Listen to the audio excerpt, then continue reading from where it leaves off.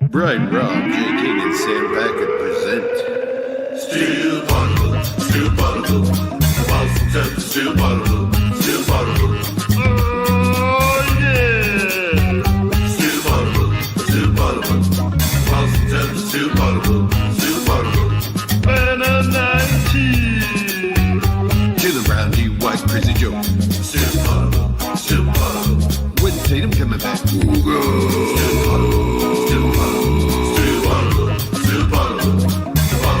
Steel Bottle, Steel Bottle. Oh yeah! Come on,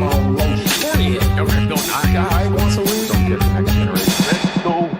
Let's go, your family fan Celtics. Let's go, baby, let's go. Your family fan Celtics, let's go. Welcome back to Still Potable, the best Celtics podcast here on Al Gore's Internet. I am Sam Packard, joined from MassLive.com, Celtics beat reporter, the great Brian B. Robb, and from The Athletic, the king, the god, the legend himself, J. King. Ladies and gentlemen, we are coming to you on a Tuesday evening. The Celtics just beat the Bulls to start off their long home streak. Why does Homestand. Homestand makes way because more that's sense. Not how you say it. That's why it sounds weird, because you're a moron. You nailed it. You actually figured that out almost immediately. We are Still Potable. We are a Monday through Friday Boston Celtics podcast. We are absolutely obsessed with the Boston Celtics. If you want to hear a podcast from us every single day of the week, go to patreon.com/stillpotable. Subscribe today, participate in chat, and get every single one of those podcasts. Today, it's one of our free shows. That means we are on the CLNS YouTube network. That means we're also brought to you by Prize Picks. Use promo code CLNS to get $50 after you play your first $5 lineup. That's promo code CLNS. And we got some trade rumors, official trade rumors to talk about. But before we get to that, I did a little solo pod for the Patreon folks out there last night. And that was just me ranting and raving for a good 15 minutes. But you guys were both there, both in the building. Feels like a long time since the Celtics have played a home game. But B-Rob, it wasn't the sharpest of games. Jalen Brown seemed like he was exhausted for the majority of the game. He did not have his best performance, but the Celtics still found a way to win. It absolutely destroyed the Bulls on the margins.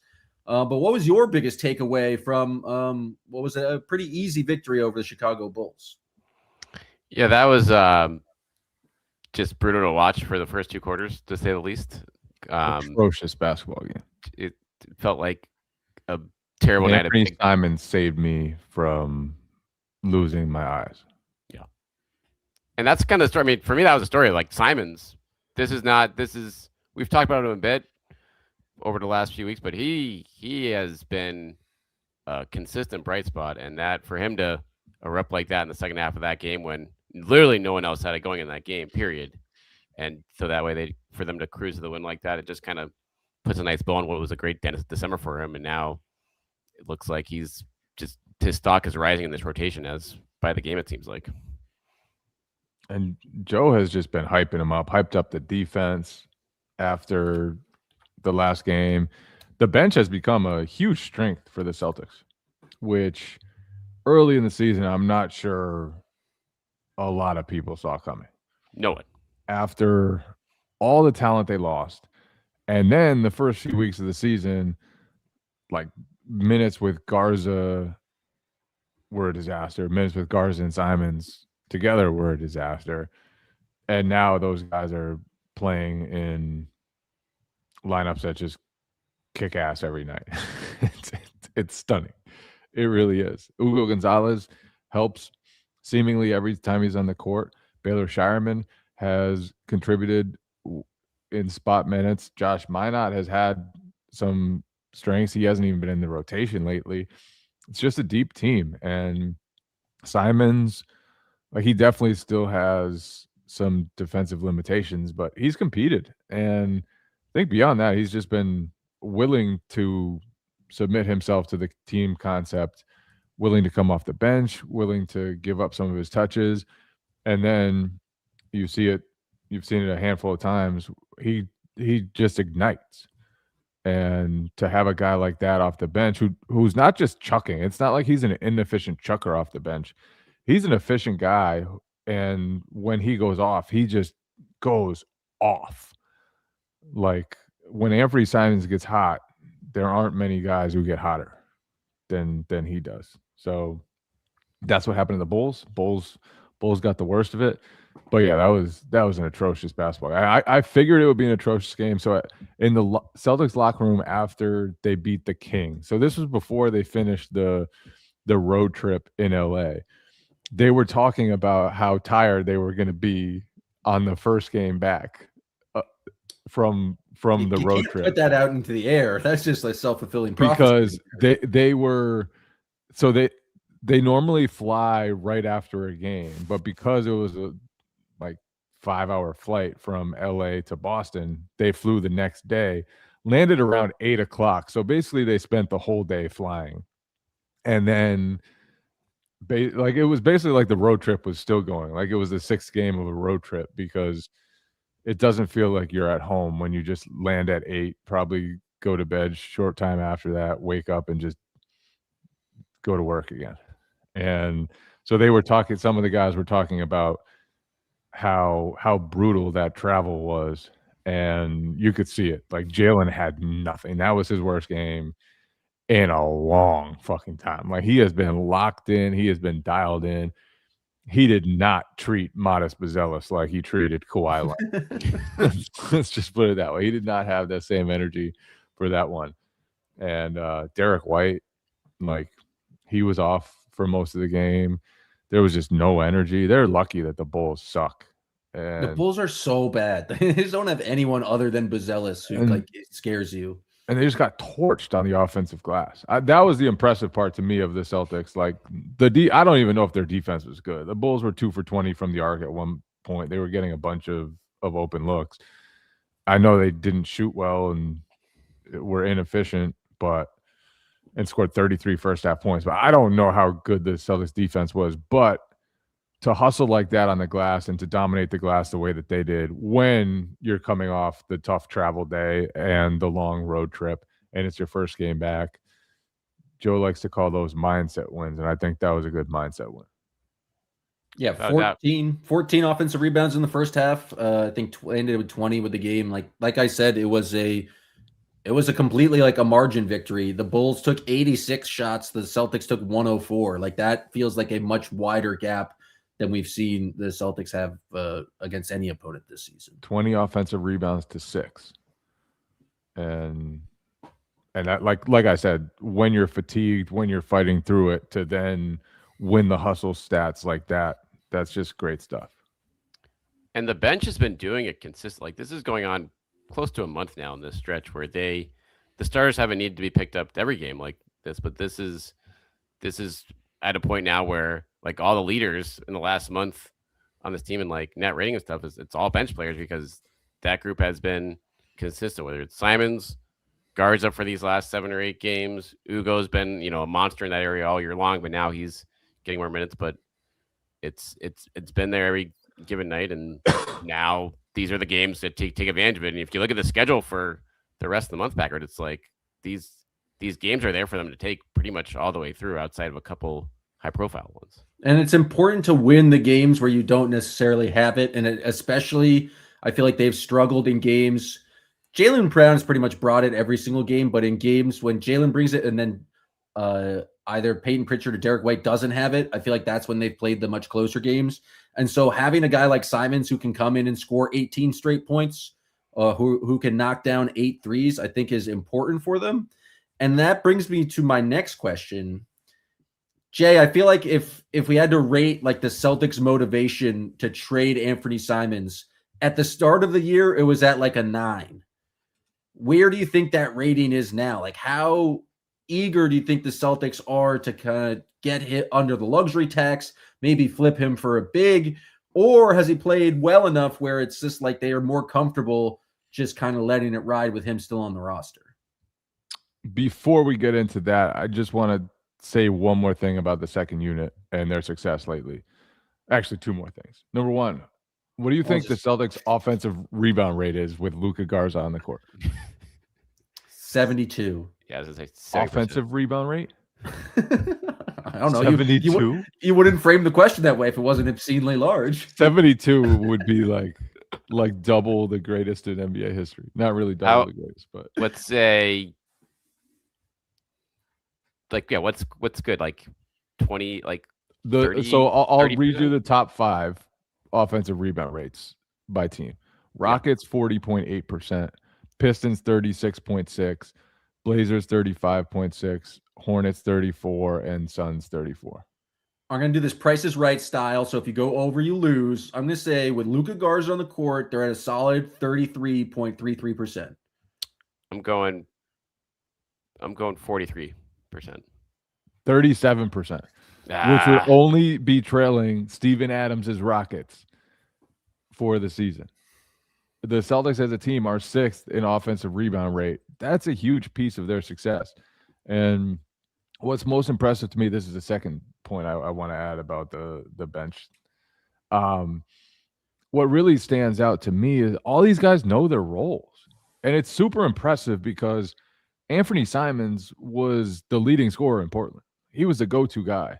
And for him to know his role, well, basically with that group, it is like looking for his bucket, but it's also playing off, Derek White, playing off Jaylen Brown, whoever's playing with the bench at that time. Luka Garza, he knows his role is to come in and get every offensive rebound that he can get. Hugo Gonzalez knows, as Anthony Simons puts it, his job is to just go in there and run. Just run around. And all those guys, like they play their roles really well. And it's impressive because it's a bunch of guys who have never really played before, and Anthony Simons, who is adjusting to a totally new role. And they all know their roles really, really well. That's coaching. That's guys being committed to doing what they need to do. And that's how the second unit has become a huge, huge strength for the Celtics lately. They go on runs seemingly every time the second unit goes in the court. It's just super, super impressive. All right, back to the Anthony Simons question. How urgent are they to trade him? Was that the question? Yeah, like it has their kind of mindset. The vibe going into the season was like Anthony Simons basically solely exists on this roster as a means to try and like trade him. They probably not going to re-sign him. They want to get under the tax, and I feel like given how much of a pleasant surprise he has been, I think the question is how motivated do you think they are to kind of include him in a deal at this point? Yeah, I think the motivation before would have been like, okay, Celtics. The motivations that remain are that the Celtics are $12.1 million over the tax. That is an absolute motivator. And if you can somehow get under the tax and still accomplish another goal, like getting a big man, perhaps, we'll talk more about that, then that's something you would need to consider. And to do that, basically, Anthony Simons would probably need to be included somehow. That's just the way it works. Where the motivation is probably lessened is that Anthony Simons really fits this team well. And he has come in, he has done everything they've asked him to do. He's committed more to defense. He's been willing to come off the bench. He's played off guys. He's been, from the looks of it, like perfectly coachable. And so from that perspective, I think, there's not necessarily motivation to get rid of him. It's just like the motivation would be that to do some other goals that you'd have, like he might need to be involved. That's it. And also, realistically, like Jason Tatum is coming back at some point, and how it is now is not how it's always going to be.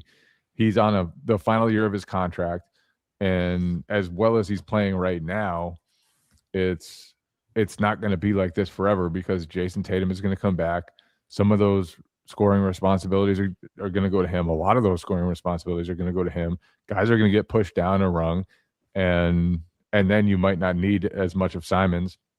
And then, if he's not part of your longer term plans, which he's probably not, then you'd be kicking yourself at not trying to use that contract to make something happen at the trade deadline, whether that's cutting tax or finding a big or both, and that's just where it stands, I think.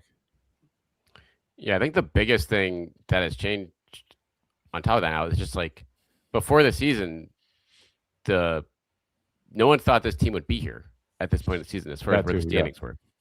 And so that does change it. I think the calculus to a degree here where it's like, all right, the tax motivator, the financial factors, the building for the future, that was priority number one, you would think, when we're talking about this in the summer. Now we're talking about this now. I think the present has to be accounted for the conversation of being like, we don't want to move him and take a step back on the court while we do that, which he's played well enough for that has to be consideration. Obviously, trading him for a big, that would be something where you're filling a need. So that would be an understandable thing to do when Tatum is seemingly on his way back. But it's not as cut and dry now, I feel like, as it was a couple months ago, being like, all right, let's get under the tax. Hopefully he builds up his value. Now it's like you're kind of messing with what's a good thing going on here. And not to say that they shouldn't do that anyway, because as Jay pointed out, like a lot of stuff is going to change in this team in the next couple months.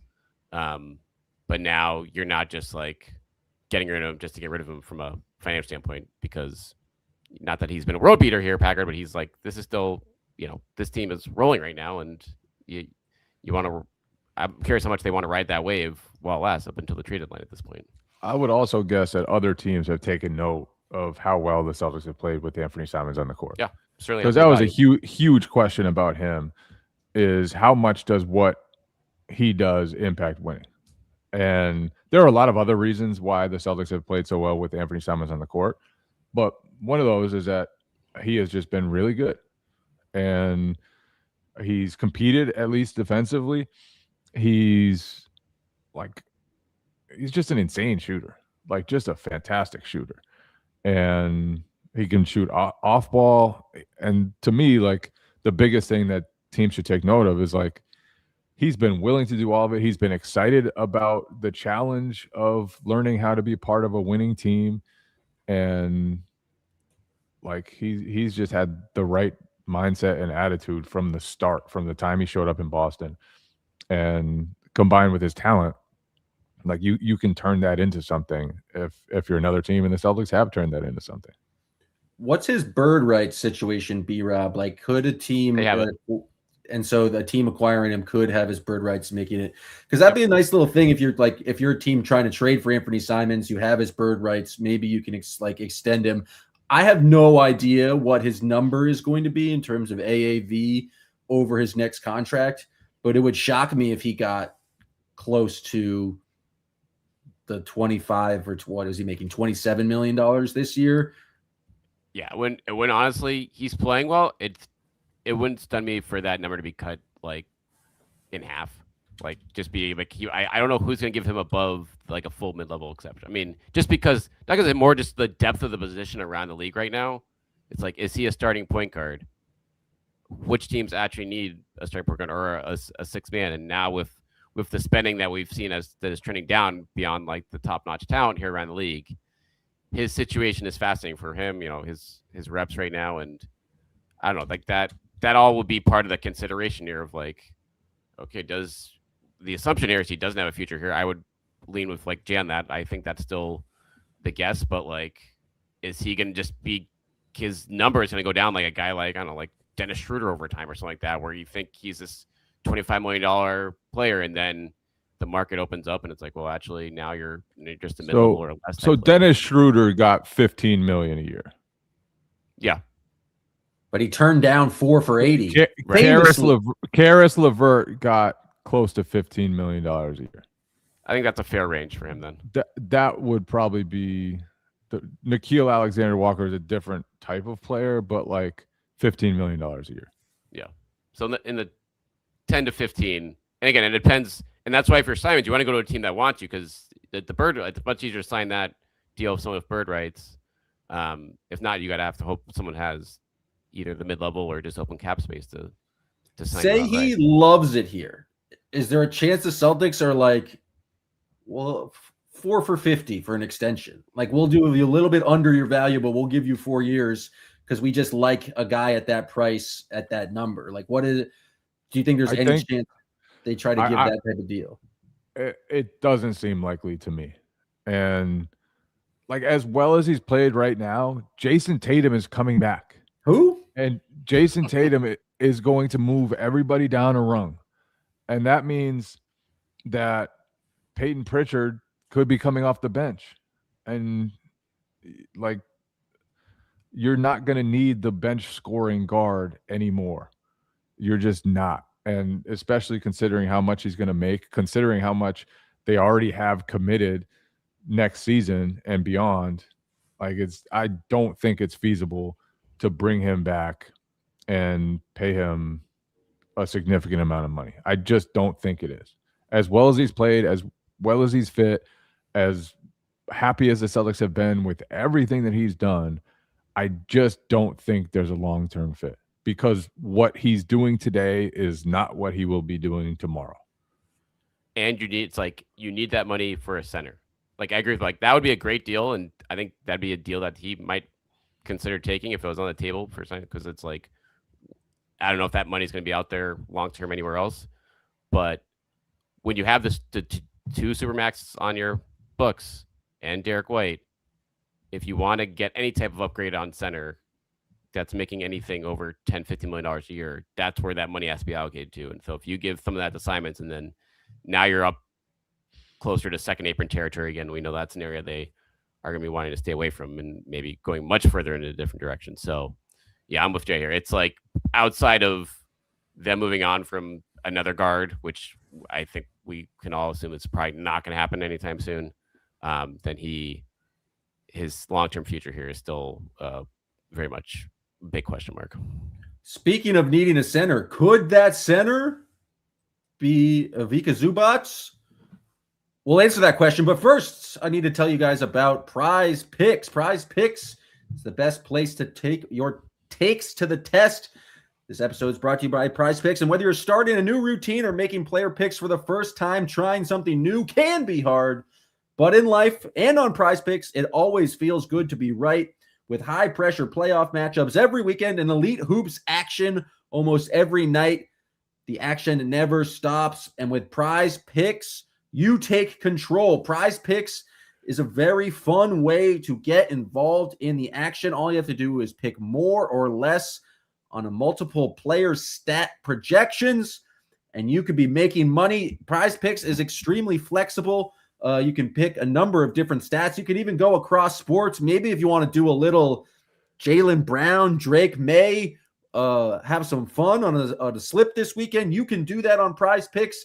Maybe you want to be a little bit more conservative and do flex play, where you get paid even if one of your picks misses. Prize Picks has that available to you. But if you want to go for that big money and you want that biggest payout, go for the power play. No matter how you play, Prize Picks is a great way to put your takes to the test. Prize Picks puts their users first, so all withdrawals are fast and secure. Prize Picks accepts most major payments methods, making deposits into your account quick and easy this sports season. Download the Prize Picks app today. Use code CLNS to get $50 in lineups after you play your first $5 lineup. That's code CLNS to get $50 in lineups after you play your first $5 lineup.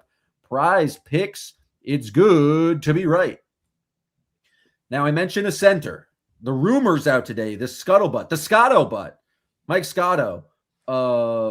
He's on the Wall of Fame for this program. Well-connected NBA insider reported that he's kind of on the trade block. Teams have been more inquiring about Zubac. The price reportedly is 2 first-round picks, but he also reported that the Celtics are one of those teams reportedly making that call. B-Rob, I think the question to me is Zubac, he's under contract for the next 3 years, I believe, at a larger number. Do you see him as the larger fit around, I guess, the Jays and Derek White? He had a phenomenal defensive season last year. I think he was on one of the All-NBA first or second teams. He's in contention for Defensive Player of the Year. I don't think he's been as good defensively this year, but he's still a defensive force, still a big body down there. Is definitely like a starting center. One, do you see him as like a fit around this team, especially given that contract? Yeah, I guess we'll just start with that. Yeah, I think this is the guy. I mean, we've talked about him, I think probably a couple months ago at this point, just as a fit from a standpoint of the contract is small enough where you can afford it on the books and not have to kind of peel anything off. And he can't, you don't have the shooting from him, but you pretty much have everything else from the rebounding standpoint, some good rim protection, obviously the defensive track record you talked about last year, Packard already. And so I don't know, Jay, it's like the question is not whether the Celtics have interest here, which is, I don't think, a big surprise to us. It's more of, is he actually available? Now that the Clippers have kind of turned things around somewhat in the last couple weeks, Jay, and also the price is probably going to be pretty high if you're making a push for him. So I don't know if this is the front office would have to imagine like him a lot to give up Simons and like multiple first round picks. Like, I don't know if you want to drain your cupboard that much for this guy, but it's certainly, worth discussing. Absolutely worth discussing, and for a lot of reasons. Number one, like, he's just a great defensive center, and those are hard to come by. And he's also, I believe, 28 years old, so that's like right around their wheelhouse, right around where you want guys who are theoretically entering their prime. And he seems to be. Last year was the best year so far of his career. He's gotten better and better, especially defensively. He has a manageable contract where he's under contract for 3 years. He makes about $18 million this year. I think he'll make $20 million 2 years from now. Like, this guy is just a helpful basketball player. And if you can get him and somehow shed salary, that's part of the reason why I think Zubac is like a dream candidate, is because he makes $9 million less than Anthony Simons. Like, there would be ways to build a trade where you could theoretically get under the tax and get Zubac, and you'd have to give up a lot to do it. But that could be worth it to accomplish both of those goals. Get a big man to upgrade the Garza spot. And I just think, like, it's a no-brainer. Like, as well as Luka Garza has played, that's just going to be – it's going to be tough to have him on defense in the playoffs. It absolutely is. And maybe you can get away with it for a little while, but, like, you just need a championship caliber big man. You need 2 championship caliber big men. And I just think they need another one. So Zubac hasn't had a great year so far, but I don't think that's anything to worry about. Like, he's very good. He's very helpful. He's huge, and he just checks a lot of boxes. I didn't realize how small his contract was. Like, I thought it was much higher than 20, but it only gets to 20. And I think in the third year, that's around like 10, 12% of the cap. If you can get a starting caliber center, especially a defensive stalwart like him, to put around the Jays, I think it's definitely something you have to consider. I'm pretty willing to throw in, especially this year's first round draft pick, because it feels like they have some young guys who they can develop. Like, they don't necessarily need to add. Obviously, you want to add some young talent, and I'm seeing Joshua B in the chat talking about how we need to celebrate Nemi and we need to celebrate Garza, and the Celtics have been quite good this year. The Celtics, Jay, and hopefully you can look this up, what is their defensive rebounding rate? Like, as good as Luka Garza has been on the offensive glass, he has not helped on the defensive glass. 27th, I think, last check. And their defense is the 15th ranked defense this year. They're up to 26th in defensive rebound. So there's a still sparkling 26th. There's still flaws on this team, but like, the cliche is that like teams that are contenders need to be like top 5 in offense and defense. And it's just hard to win in the playoffs when you have an average defense. And so I think for the future, you need to have a higher quality defensive product on the court. My question for you, B-Rob, is how much does Jason Tatum's just like mere return to the lineup, how much do you think that could improve? I definitely think it improves their rebounding just because he's a great rebounder. He's 6'10". I think it would help their defensive well just in terms of his versatility and his physicality. But does like that solve the issue? Are they willing to just stand pat and see what they have? Or do you think they need, like, no matter what, even with Tatum returning, they need to add a center to improve those parts of the game?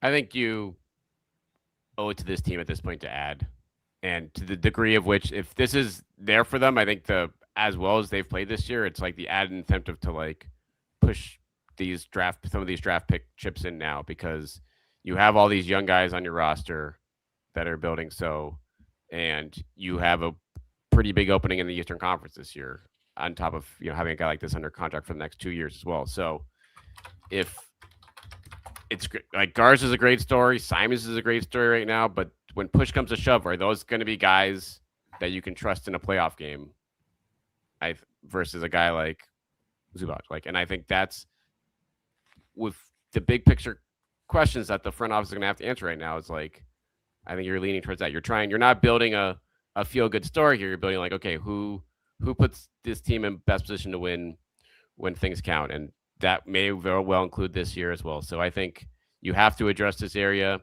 Whether you have the ability to do it now is an open question. Whether this guy is available, whether there's another decent upgraded center available. I guess my only question for a move like this, it's like, where do you stand, Jay? If there's like does this team need a stretch big at all? Is that guy even exist anymore out there, or is it like, is Zubac like not too repetitive to me? Like, he's obviously a much better player than that, but do you want to spend draft capital to find a guy in that mold, or is that guy just probably not even out there for what you're able to offer for him? Yeah, I don't think you necessarily need a stretch big. Like, you can play Jason Tatum at the 5 or Josh Minot. That's it, right? I don't know if you can play those guys at the 5. We're talking about at the highest level of basketball here. Like, can you play those guys in the regular season? Absolutely. We've seen it. The small ball lineups with Minot at center have been great. Theoretically, with Jason Tatum, they would be much better. But at the highest level of basketball, you need size, you need physicality, and you need that. So, yeah, I don't think they necessarily need a stretch big. Like, their offense is one of the best in the world, and they haven't even had Jason Tatum yet.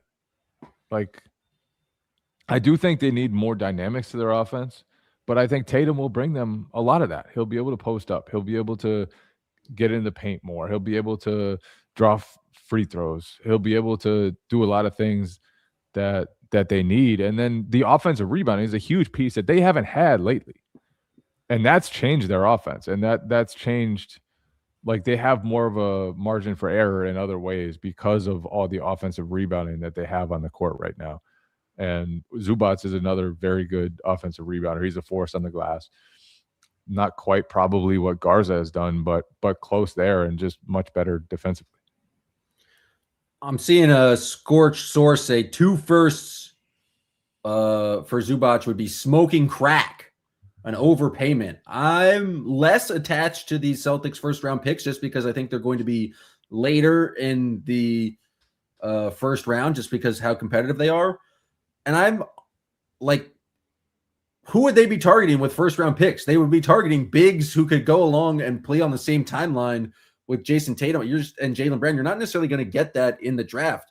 And so I don't know.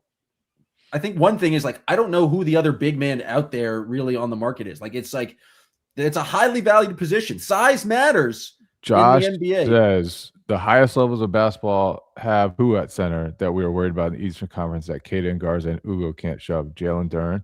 It could be Nikola Jokic in the finals. It could be Victor Wembanyama in the finals. Like, that's not scary enough. The Houston Rockets in the finals are a giant team. Mitchell Robinson was a Josh problem Minot last year. out there against Nikola Jokic. You're gonna throw Luka Garza out there against Nikola Jokic? Like, the Celtics got destroyed last year in the minutes Mitchell Robinson was even on the court. Like, they just having a larger size presence and a guy who could breathe out there would have been helpful.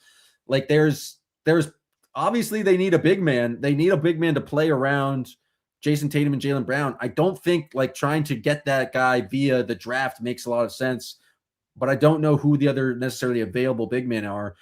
At some point, you have to give up the Celtics have done a very good job of not really giving up a lot of draft capital to kind of put together this core. They have their first round pick. I think other than 2029, they have their own pick. And then there's the swap with the Spurs and the Derek White trade. Teams give up draft picks to get NBA ready players. Like that is the way you do that. I don't think we should be so precious as Celtics fans with these draft picks because they could hypothetically turn into something. Like every time you get an Ugo, you also get a James White. Like there's no guarantee in the draft. And so if it takes 2 first-round picks, who did I say? I think it's James White. Who's James White? James White was one of the Super Bowl. James White was also one of the extreme high flyers in NBA history. James White sort of the game-winning touchdown in the Super Bowl. White. You don't remember James Flight White? I can't say that I do. That's sad.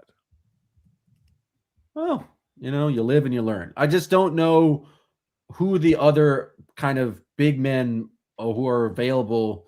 And so I think maybe there's some prudence there. Now I'm talking at the other side of my ass is that like you don't maybe just do your deal for the first guy who's just like who's mentioned in a trade rumor, but everyone's saying Zubac is not the answer. Who is the answer? Like who can the Celtics add to this core that is an available big that you can get everyone? I am saying Zubac would be an answer.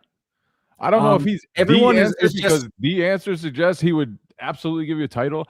I don't know if the Celtics would win a title with Zubac, but they would have a better chance for sure if Zubac was on their roster over the next 3 years to take advantage of that window, which it does look like they will have a window as long as Jason Tatum comes back and can be at least a close facsimile of Jason Tatum.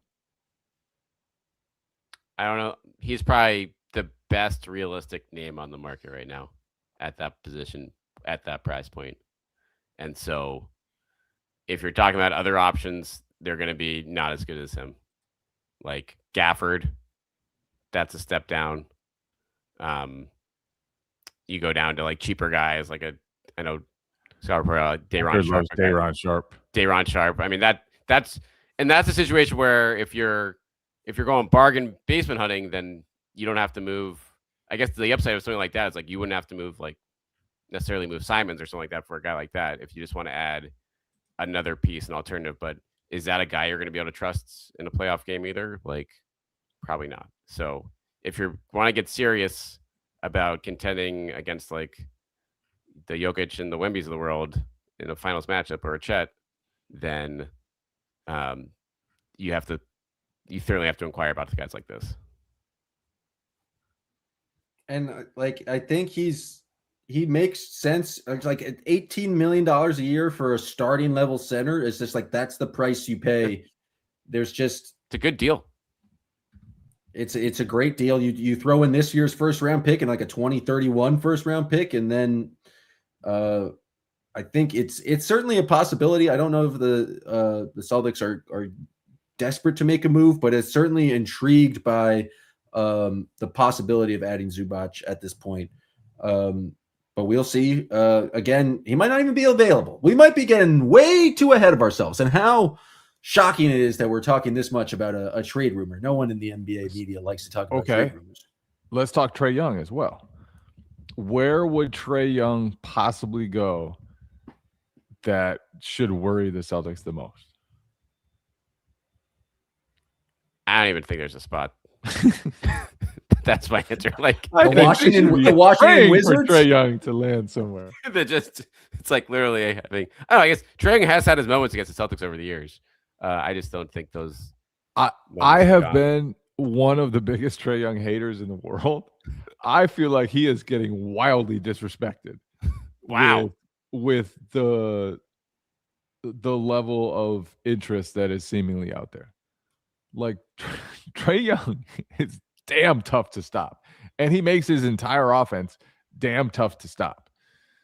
And so he's going to end up somewhere. He's going to really help somewhere offensively. He'll take a lot away defensively, but The Raptors? I actually think he is getting like the reactions to Trae Young are now just out of whack. Like, this is a guy who has delivered in the playoffs, has brought his team to the conference finals. Yeah, granted, that was weird. How much credit do we give him for that? They had Milwaukee on the ropes though. Like it's easy to remember now, but they put a scare into Milwaukee in the conference finals. And it wasn't just they got there. Like they were dangerous when they were there. And they were dangerous partly because Trae Young was very, very tough to stop. The Celtics have felt that in the playoffs. He's done incredible things against them in the playoffs. So like I said, I have been the biggest Trae Young hater. I think his defense is like just pathetic. It's clear like that the organization that he's played for hasn't really loved having him around all the time. But that said, some of the chatter about him has been just wildly disrespectful of just how impactful he is offensively. But I'm looking at the teams in the Eastern Conference. Like, who does he join their roster who doesn't like already have a point guard? That's the problem. And that's why it's tough to find an Anthony Simons suitor as well. Yeah. And these guys with like Simons makes 26, Trae makes what, $48 million. So with a player option. With a player option, exactly. So that's why it's literally like coming down to, I think what was Mark Stein reported the Wizards were a suitor because they're like, yeah, we'll take him for free. Like, and we're so bad. We don't think he's going to opt in. We wouldn't opt in. Yeah, it's like we can rebuild his value more and then get because obviously I actually think getting Trae Young would be amazing work by the Wizards. If you could get him for what they're saying is like basically free, and then CJ McCollum is not for free. That guy was made an all-star team again for free. You boost his trade value. He averages 32 and 12 for you, and you trade him for a couple firsts, and you still lose with him because he has enough flaws. Like it's a perfect trade. It's the perfect trade. I don't think that puts a scare into the Celtics, though.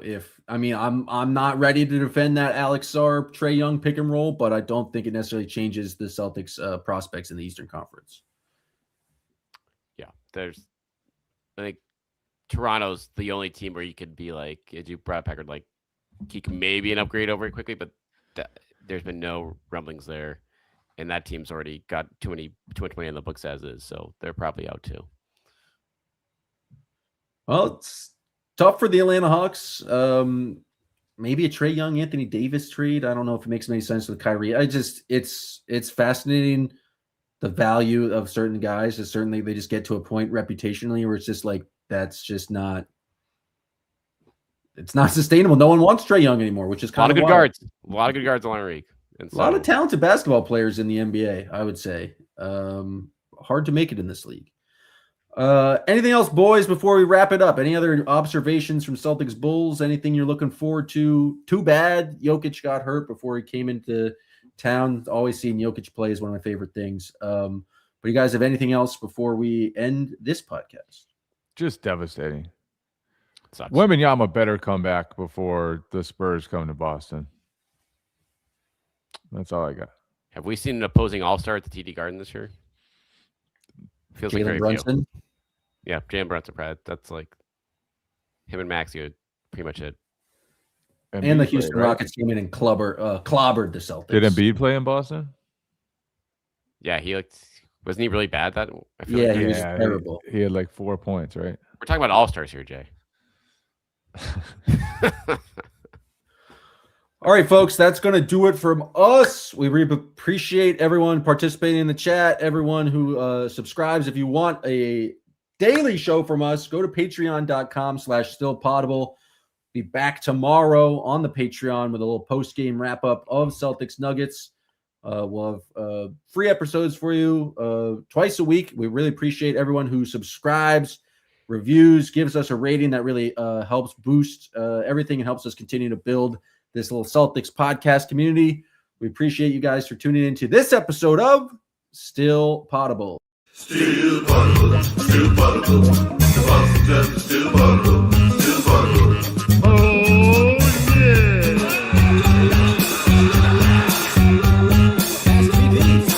Slow down from eating and drinking and all that wild stuff.